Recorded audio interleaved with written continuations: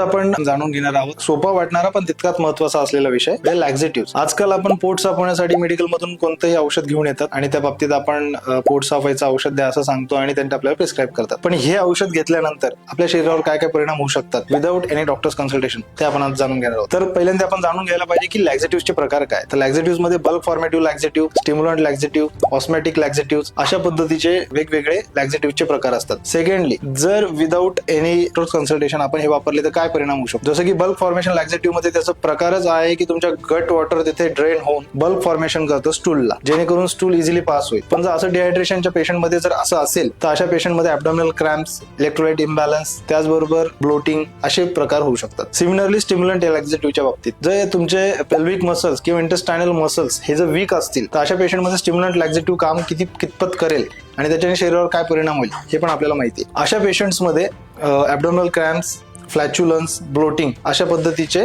आजार होऊ शकतात. त्याच्यामुळे तुमचं लॅक्झेटिव्ह निवडताना तुमच्या डॉक्टरला विचारल्याशिवाय कोणत्याही प्रकारचं औषध घेऊ नका. थँक्यू.